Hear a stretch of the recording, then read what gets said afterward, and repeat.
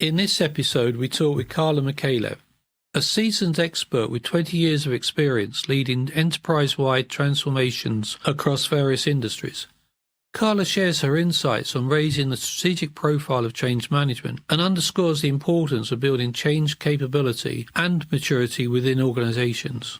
We cover two main discussion points: the critical role of leadership in effective change management and the evolution of change management training.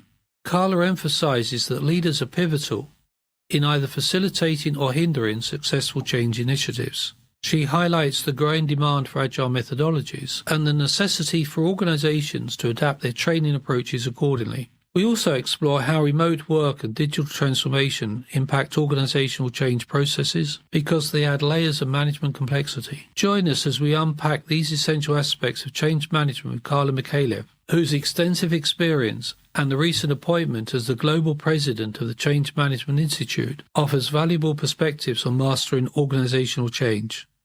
Welcome to this episode of Implementing Best Practice in Business. We're here to help you and your organization understand and implement global best practice to help you face the business challenges of today.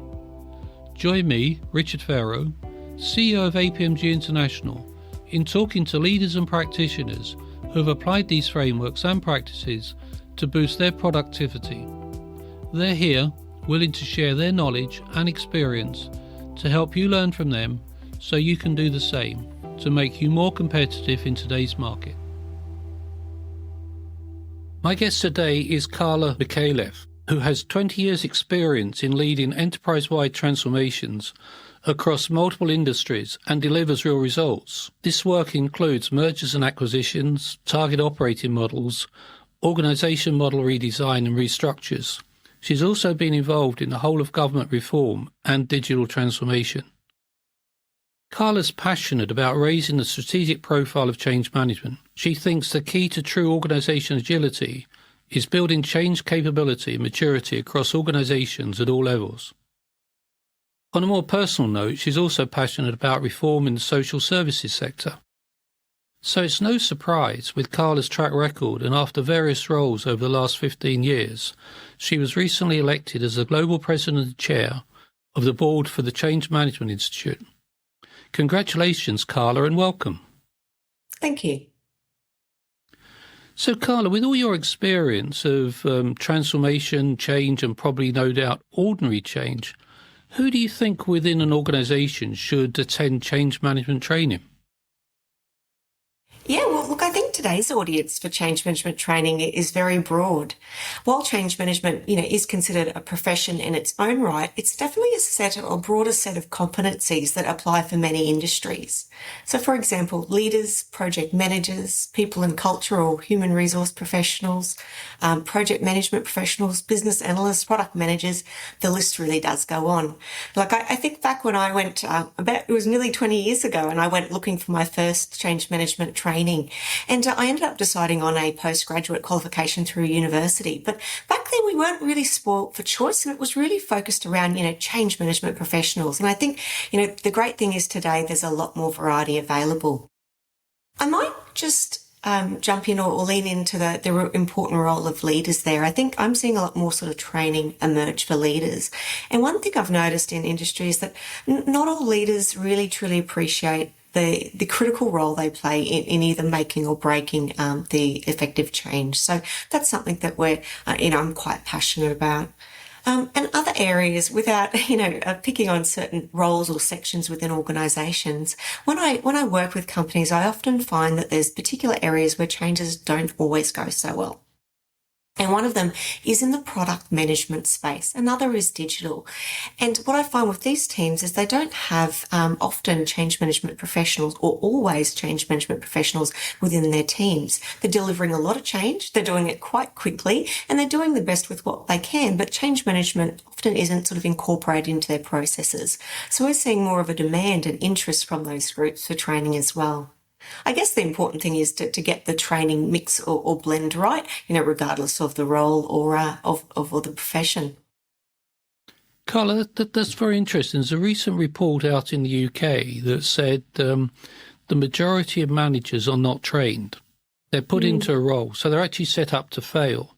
So with your view about the change managers within the organisation and, the lack of leadership, or the importance of leadership, should I say, and actually managing that change through, alongside that, what do you think are the other current trends that are shaping change management training? Yeah, well, I think the trends aren't unique to our profession, of course. They're impacting training across a range of different areas. But some of the key ones, that, if I had to maybe pick our top five, focus on micro-learning and credentials. That's certainly not new, but we're continuing to see people wanting that to be able to do shorter blocks of training in their own time and walk away with some form of qualification. Thank you to COVID, we've seen more of a remote learning interest. So people, rather than, 5-day face-to-face courses, doing more of a remote, again, not new, but certainly seeing increasing numbers there. Excitingly, we're seeing more sort of different out-of-the-box training sessions, more adaptive learning, sort of more what you'd call, immersion training. Agile, of course, is another big one. I think we'll talk about more of that as we go through. The interest, I think, in organisations wanting to build the enterprise maturity or capability, 10 years ago, it just wasn't being discussed in organisations, and I feel like I'm having a lot of those conversations now. And look, the elephant in the room is AI and the exciting role that plays going forward. So they're probably the key ones that come to mind. You mentioned remote sort of working these days, where people are no longer co-located.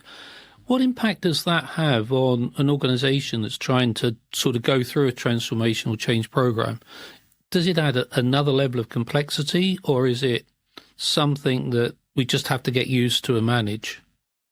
I think it's probably a little bit of a combination of both, isn't it? Like everything, it's a bit of a double-edged sword.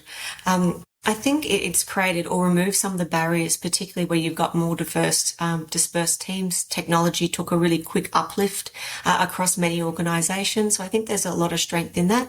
But of course, not having as much of those face-to-face contact for certain organisations or teams, comes with its disbenefits as well. So, personally, I've seen I think there's ability to continue to deliver at pace, but certain times with certain groups, etc., it's hard to replace that sort of face-to-face engagement. So, with all your experience over these successful change initiatives, what do you think are the critical factors that determine success or failure of both the sort of the change initiative and also training people within the organisation to be ready for and to deliver that change? Look, if I just consider the training side of things in terms of success, I think I work with a lot of organisations to improve their agility and their ability to deliver and embed change. So, one of the success factors, I think, for an organisation is having a broad view of what change management is across their organisation. It's from identifying priorities. It's from about it's scheduling and understanding the dependencies of those across the organisation, right through to implementation and embedding. So if you put a training lens across that, you're never going to be successful if you're just training your change management professionals. You have to sort of stand back and have a broader look. When it comes to enterprise level sort of training, I'm not suggesting you need to, depending upon your organisation's size, train thousands of people, but it's certainly a broad cohort to really get that sort of, behavioural or cultural change across the line. And successful training that I've seen is really around where when it's enterprise level, where it's practical, it's hands-on, and ideally using real life scenarios. People don't want to lose 2 days in a training program. They want to be able to do and plan and walk out of training with some tangible examples as well. We touched a bit on in terms of broader success. I think leadership makes or breaks a change. We've seen it, time in, time out. I don't think the research has really changed over that in the last sort of 20 years. So for me, making sure that it's the right change that needs to be happening across the organisation, that it's got the right support, it's got the right resources, it is really, the secret sauce. It's not rocket science, but, it can definitely be hard, particularly when you're doing large, enterprise. Karla, you say it's not rocket science, but at the same time, very few organisations seem to recognise the importance of that leadership and that continuous leadership through their change initiatives. Why do you think organisations find it so hard to do that? Yeah, I think it's one of the biggest things I've seen with the organisations I work with is just their appetite for change doesn't match their capacity. And they start off the year with a fantastic strategy. Strategy is the easy part, right? Implementation is the hard. So they don't match what they want to do with what they can do. Prioritisation, I come back to time and time again, is really critical. And you start the year with a really, refined slate or investment piece, and then for me, I find it's all these business as usual changes that then jump on top and really squash the organisation. I think having organisations really aligned to those strategic priorities and being quite cutthroat about some of the other bits and pieces. There's always a great excuse of why you want to implement something. And, I like to call it managed chaos. Change is never going to be perfect. It's never simple, but I think you've got to have a certain level of management across it. And when organisations just keep saying yes, yes, yes, I think, it's doomed to fail, and not only across certain initiatives, but across many. Something I've seen work really well is monitoring at enterprise level what you've got happening across your organisation and putting change freezes on as required to be able to get these really big strategic projects implemented and embedded well. That's very interesting. What do you see about the sort of increase in emphasis on agile methodologies? I mean, we're seeing agile raise its head in a number of different business areas. So how does agile influence design and delivery of change management training? I guess it depends on the organisations, what agile flavour they've got, whether they've gone sort of enterprise-wide or whole-scale agile, whether they're just doing it and dancing around the edges. But, from a training perspective, we're seeing new training courses coming into the mix, which, I think is really fantastic. And a lot of the principles and things are still the same, but how you deliver change with an organisation that's working in continuous sprints and continuous improvement is very different to the old school large, waterfall type projects.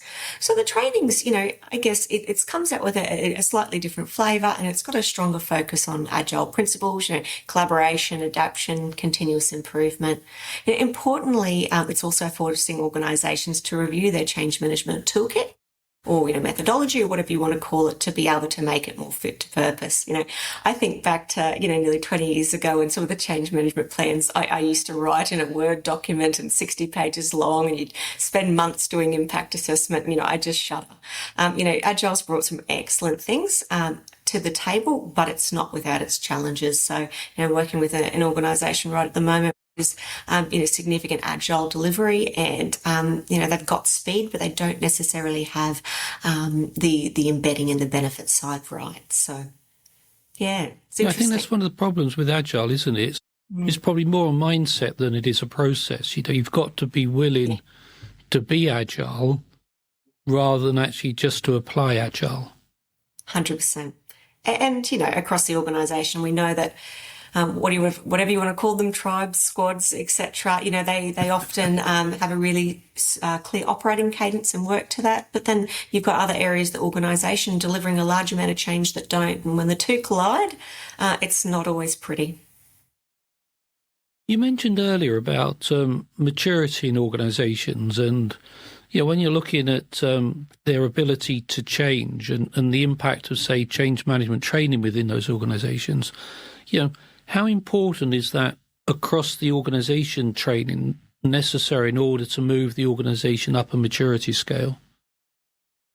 Look, I think training, of course, is only one piece, but it's a really critical one. And I think it's one of the things that often organisations will either bring in an external consultant or send some people later a training course at the start or towards the end. But I think they underbake it essentially. So, when I'm working with organisations to build sort of broader change management capability, it's, as I mentioned before, it's about understanding the whole roadmap of change happening across the organisation. It's about prioritisation. It's about having the right tools. Organisations have so many fancy frameworks and, in some instances, training. But if, it assumes a certain amount of experience or knowledge. And when you think about a large portion of the changes that are happening across businesses today, a large portion of it isn't led by change management professionals. So So how do we upskill those people and make those tools and those training fit for purpose? Also, I mentioned before, like product management and digital type areas, how do we send them away to more what I call intensive or more detailed training packages and bring back those learnings to teams? So, the answer's obviously got to be a mixture of on the job, formal training, but also, that right mix of coaching, mentoring and budding programs. I think a great example of an organisation I saw is where they had a strong focus on building internal capability. They would train people, they would assign them to a change management, specialist or expert, for lack of a better word, and then they would actually grow their capability internally. So they had their core team, broader network of change champions, and again, never perfect, never simple necessarily, but some great steps in the right direction. And then organisations may wish to do things like accreditation and take things to the next level. And what about, the big elephant in the room at the moment, artificial intelligence? What do you see is going to be the impact of artificial intelligence on change management training and indeed trying to get change across the organisation? Are you in the camp that says AI is a tool that managers will be able to use and become more efficient, or are you in the camp that AI is going to replace humans? It's interesting. About 5 years ago, I took on a role, which was the good old AI is taking over the world. We want to do a complete, workforce remodel, etc. And I had to sort of bring it to them that it probably wouldn't happen that quickly and quite, as they expected. Look, I think AI, I think it's exciting. Obviously, we've got a little bit to do in the ethics space in terms of, what it means and how it's applied. There's a lot of, it's a broad term. So there's a lot of projects in many organisations that have been, having elements of AI for quite some time. In terms of change management, there's a range of ways that we can apply or use it. Good old ChatGPT is something that a lot of people are using regularly or their, internal versions of it. So I'm excited about it. I think we need to be, curious and ask a lot of questions. It will change roles, and I think in many places, in many ways for the better, but it will certainly evolve, and really rely on people's, some of those softer skills and different roles to the future. So it's a little bit of camp A and a little bit of camp B if I can be sit on the fence there. Karla, many thanks for finding the time to talk today. It's been fascinating sort of talking to you about change management training and the impact on organisations. So thank you very much. My pleasure. Thank you so much, Richard. Thank you for listening. We're always keen to hear your feedback and suggestions for future episodes. You can find all the information in the show notes below. Please visit apmg-international.com to find out more about our accredited training and the certifications that support them that are related to the topics discussed in this series. I hope you've enjoyed today, and I look forward to you joining future episodes while we continue our exploration into best practice and the benefits it brings to global business. Thank you.